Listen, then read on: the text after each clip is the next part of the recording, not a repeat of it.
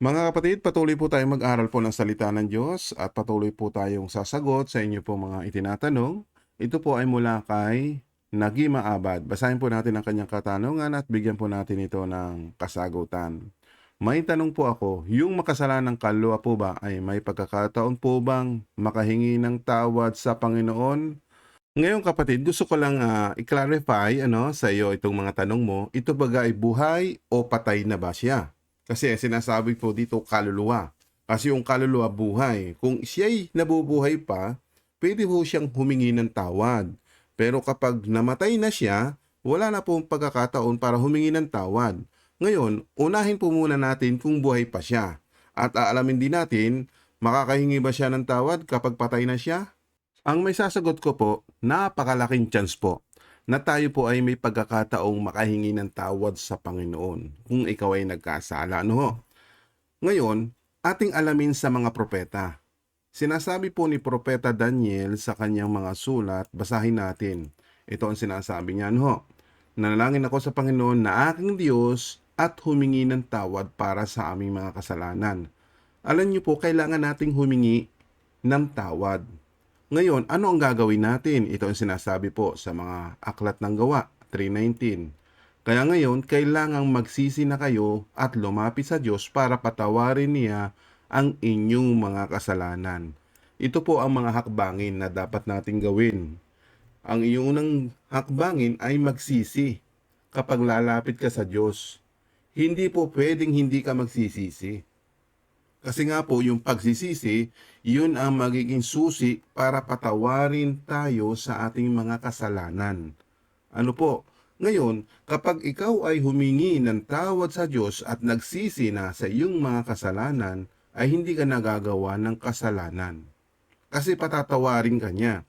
Ngayon, kung magpapatuloy ka pa sa iyong ginagawang kasalanan at sinasadya mo na, ay wala ng kaligtasan po yun. Ibig sabihin, hindi ka na mapapatawad. Pakinggan natin itong sinasabi ni Apostol Pablo sa kanyang mga sulat, Hebreo 10:26, sapagkat kung sinasadya nating magkasala, matapos nating tanggapin ang lubos na pagkakilala sa katotohanan ay wala nang natitira pang alay para sa mga kasalanan. Iyan po ang dahilan. Kaya nga ikay magsisisi, huwag ka nang babalik sa iyong kasalanan kasi sasadyain mo na yun eh. Di ba? Ngayon, kung sinasadya mo na mga bagay kung itutuloy pa natin, kundi isang kakilakilabot na paghihintay sa paghukom at isang naglalagablab na apoy na tutupok sa mga kaaway. Ibig sabihin po pala, nagiging kaaway ka ng Panginoon kung ikaw ay magpapatuloy sa pagkakasala.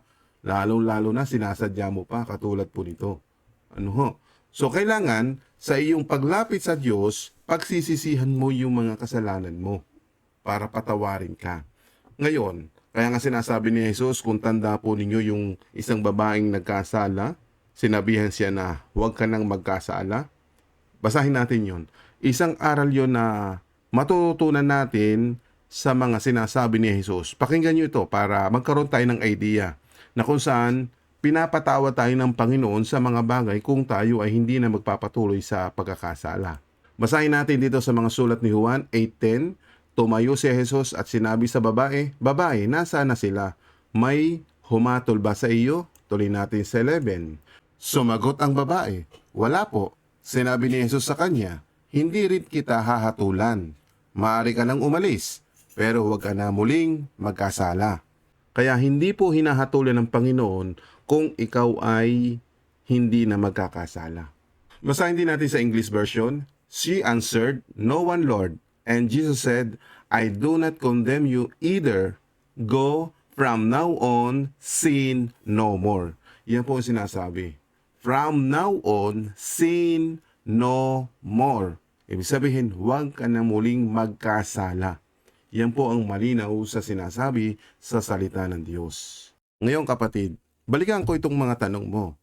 Ngayon, nasagot na natin kung ang tao'y buhay pa at kung hihingi siya ng tawad sa Diyos, patatawarin po siya. Pero, huwag na po siyang muling magkasala. Ano po? Ngayon, alamin naman natin kung sakalin sa kanyang ginagawang kasalanan, nagpapatuloy sa pagkakasala, di ba? Sinasadya pa niya, namatay po siya. Ang tanong, Makakahingi ba siya ng tawad at mapapatawad po siya ng Panginoon? Basahin natin sa kasulatan para maintindihan po natin sa mga sulat po ni Apostol Pablo. Hebreo 9:27. Yan ang sinasabi po ni Apostol Pablo para maintindihan po natin ating basahin. Itinakda sa mga tao ang mamatay ng minsan at pagkatapos nito'y ang paghukom ng Diyos. Kaya nga po, doon sa mga nagkasala, hindi na po yan mapapatawad kasi nga po, kinamatayan niya yung kanyang kasalanan.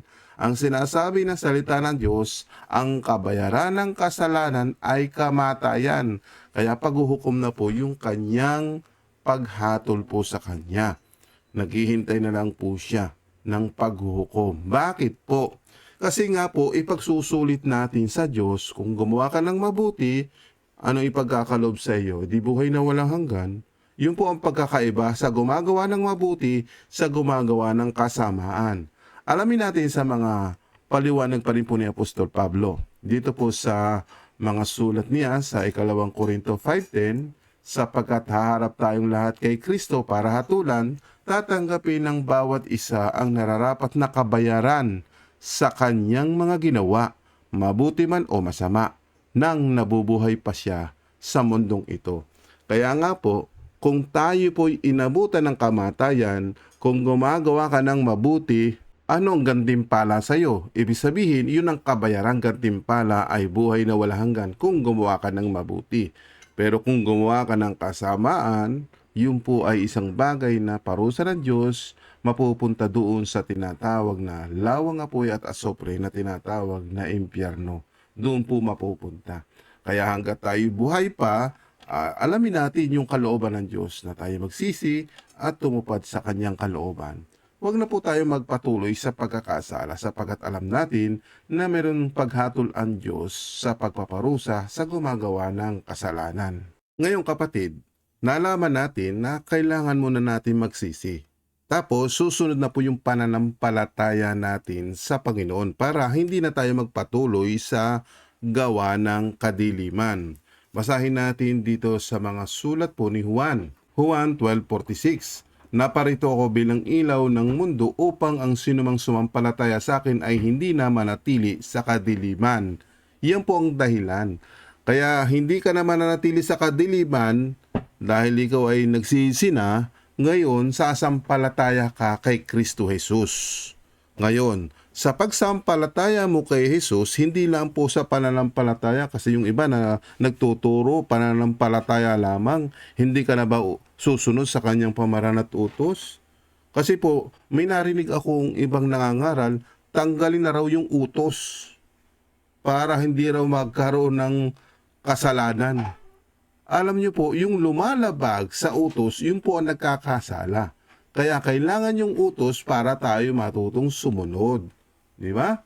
Ngayon, alamin natin sa kasulatan. Ito ang sinasabi po sa mga sulat po ng mga ngaral. Ano ang sabi po dito? Basahin natin. Ngayong nabasa mo na ang lahat ng ito.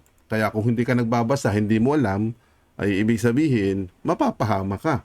Kaya dapat alamin natin yung nakasulat. Ang sabi po dito, ito ang aking huling payo, matakot ka sa Diyos at sundin mo ang kanyang mga utos.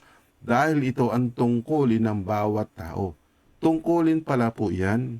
Kapag ikay nagsisi, sumampalataya, doon ka pa lang po magkakaroon ng kaalaman sa mga pamaran at utos ng Diyos. Kaya susundin natin ang utos ng Diyos. Bakit? Bakit kailangan sumunod sa kanyang mga utos? Ituloy lang po natin sa verse 14. Sapagkat hahatulan tayo ng Diyos ayon sa lahat ng ating ginagawa, mabuti man o masama, hayag man o lihim. Kaya ito'y diniscuss ko kanina patungkol po doon sa mga gumagawa ng mabuti, may buhay ng walang hanggan. Pero yung gumagawa ng masama, kaparusahan. Pagdurusa ng kaluluwa at espiritu doon sa impyerno. Di ba? Kaya napakahalaga po ng utos na dapat natin sundin. Kaya sabi niya ba, mahirap sundin ang utos. Hindi po, sinasabi ni Kristo, hindi po mahirap sundin ang kanyang mga utos. O basahin natin sa kanya mismo manggagaling yung kanyang mga salita. O basahin natin ha, para makita natin yung sinasabi ni Jesus. Sundin ninyo ang mga utos ko at matuto kayo sa akin. Dahil mabait ako at mababang loob, makapagpapahinga kayo. Dahil madaling sundin ang aking mga utos at magaan ang aking mga ipinapagawa. Di ba't napakaganda? Tapos sasabihin ng iba na hindi raw kailangan ng utos. Ay sinasabi ni Kristo, di ba? Madaling sundin ang kanyang mga utos at magaan yung kanyang ipinapagawa. Kaya mali yung ibang nangangaral na hindi raw kailangan ng utos. Kaya nga po, dito nakita natin, after na magsisi ng isang tao, kailangan niyang sumampalataya kanino? Kay Hesukristo. At hindi lang po kay Kristo, pinapakita po ito sa inyo sa mga sulat ni Juan 14:1. Balikan natin lang po ito, para malaman natin yung tamang pananampalataya. Kasi yung iba, pananampalataya lang daw kay Jesus.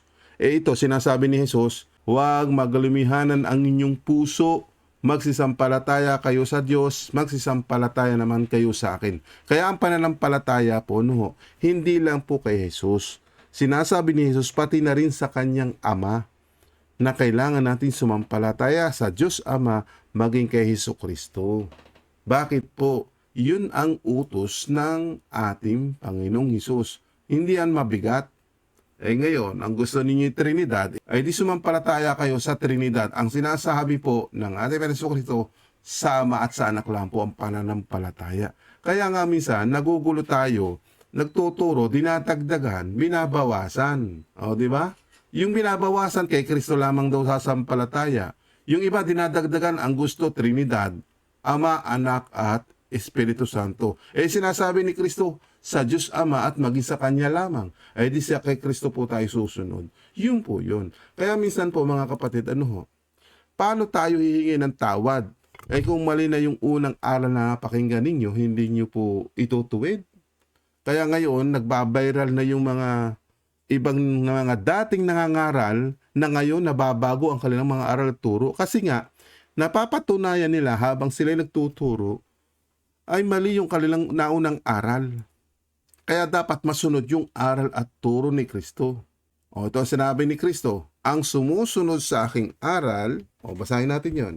Basahin po natin dito sa mga sulat ni Juan 12:47, ang sino mang nakarinig ng aking mga aral pero hindi sumusunod ay hahatulan. Ngunit hindi ako ang hahatol sa kanya sapagkat hindi ako naparito sa mundo para hatulan ang mga tao kundi iligtas sila. May ibang hahatol sa ayaw tumanggap sa akin at sa aking mga aral, ang mga salitang ipinapangaral ko ang hahatol sa kanila sa huling araw. Sapagkat ang mga aral ko'y hindi galing sa sarili ko lang, kundi galing sa amang nagsugo sa akin, siya ang nag-utos kung ano ang sasabihin ko. Di ba't napakalinaw? Ayan po ay aral at turo na mula sa Ama at sa Anak. Kaya sinasabi ni Jesus, hindi lang galing sa Kanya, kundi galing din po sa Ama. Yan po ang malinaw. Ngayon mga kapatid, bago ko po tapusin ang bidyong ito, ating natuklasan, yung proseso po ng pagpapatawad ay may tatlong bagay. Binase po natin dito sa inyong mga itinatanong, bago po natin tapusin ang bidyong ito, ay nais ko pong ipakita ito sa inyo. Itong proseso po ng pagpapatawad sa kasalanan, unang-una, magsisi po tayo sa ating mga kasalanan. Ano-ano yung mga kasalanan ginagawa mo? So yun ang hihingi mo ng tawad. At ikaw yung nakakaalam. Pangalawa, pagkatapos mo magsisi doon sa kasalanan mong ginawa na hindi mo na uulitin, kailangan mong sumampalataya. Ang pagsampalataya po, ito ay ating natuklasan sa mga sinabi ni Kristo sa Juan 14:1, sumampalataya tayo doon sa Diyos Ama, baging sa Panginoong Hesukristo. At ngayon, after mong sumampalataya sa Ama at sa Anak, susunod ka sa aral at turo mula sa Ama at sa Anak. Malinaw po, yung mga utos ng Diyos, yun ang ating susundin. Okay na po ba yun?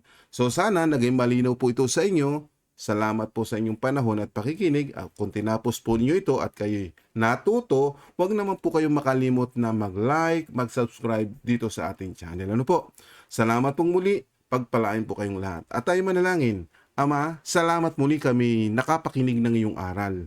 At ngayon po, patuloy mo kaming pinapalago sa aming pananampalataya, binibigyan mo kami ng pangunawa sa iyong mga salita. At ngayon, may tatlong bagay kaming natutunan patungkol po sa pagsisisi sa kasalanan, kailangan namin na huwag pagpatuloy sa kasalanan. At ngayon, dahil pinaunawa mo sa amin, Ama, ang tamang pananampalataya sa iyo at maging sa iyong bugtong na anak. At ngayong aming nalaman na yung pamaraan at utos mo na dapat naming sundin at ganapin. Ama, muli kami nagpapasalamat, maging sa mga nakinig sa araw na ito, ay pagpalain mo sila. Sa iyo po ang papuri, pasalamat at pagsamba sa pangalan ni Jesus. Amen.